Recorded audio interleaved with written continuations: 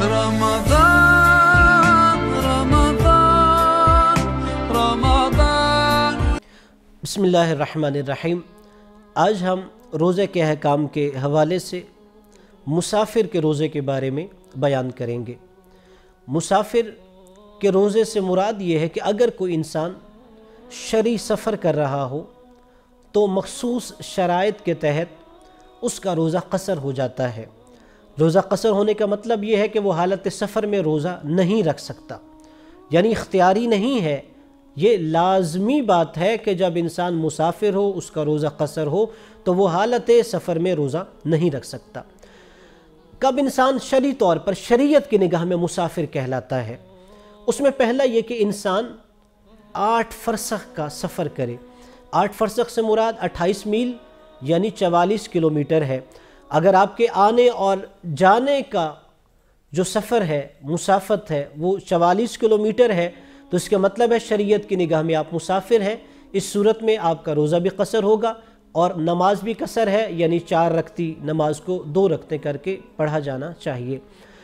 لیکن اگر کوئی انسان سفر کر رہا ہے تو پہلا 44 کلومیٹر آنے جانے کا سفر ہو، اور وہ جہاں کا سفر کر رہا ہے وہاں 10 دن سے کم رہنے کا اس کا ارادہ ہو، اور وہ جو انسان سفر کر رہا ہو وہ حلال کام کے لیے سفر کر رہا ہو۔ اگر وہ حرام کام کے لیے سفر کر رہا ہے، مثلا نعوذ باللہ وہ لاہور سے کہتا ہے کہ میں جا رہا ہوں گجرانوالہ کسی کی زمین پہ قبضہ کرنے کے لیے، چونکہ اس کا سفر ہی حرام ہے، تو اس صورت میں اس کی نہ نماز قصر ہوگی نہ اس کا روزہ قصر ہوگا۔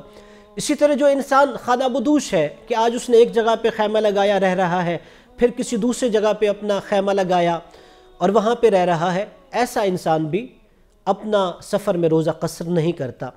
جو انسان کثیر السفر ہوتا ہے، یعنی وہ ہفتے یا مہینے میں زیادہ تر ایام جو ہے حالت سفر میں رہتا ہے، ایسے انسان کا روزہ بھی سفر میں قصر نہیں ہوتا۔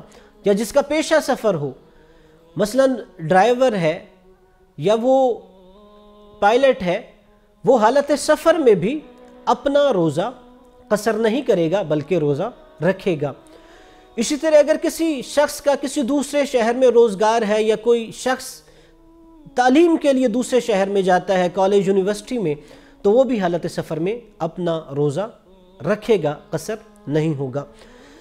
اور آخر میں ایک چیز کی طرف میں اشارہ کر دیتا ہوں، اگر کوئی انسان سفر کرنا چاہتا ہے، ویسے تو انسان اگر اس نیت سے سفر کرے کہ میں روزے سے بچ جاؤں تاکہ روزہ قصر کر لوں، یہ مکروہ ہے، حرام نہیں ہے، انسان اس نیت سے سفر کر سکتا ہے لیکن مکروہ ہے۔ لیکن اگر انسان چاہتا ہے کہ میں سفر بھی کروں اور میرا روزہ بھی بچ جائے، مثلا میں لاہور کا رہائشی ہوں اور میں نے اسلام آباد سفر کرنا ہے، اور میں چاہتا ہوں کہ آج کا میرا روزہ بھی بچ جائے اور میں سفر بھی کر لوں، تو اس کے لیے یہ ہے کہ میں اپنے وطن سے زوال کے بعد سفر شروع کروں، تو پھر اس صورت میں اس دن کا میرا روزہ ٹھیک ہوگا۔ اب مثلا میں دوسرے شہر میں چلا گیا جہاں پہ میرا روزہ قصر ہے، میں اسلام آباد پہنچ گیا، اب کل میں واپس آنا لاہور چاہتا ہوں، اور میں چاہتا ہوں کہ جب میں واپس اپنے وطن جاؤں تو اس دن کا بھی میرا روزہ قضا نہ ہو، میں اپنا روزہ بھی رکھ لوں۔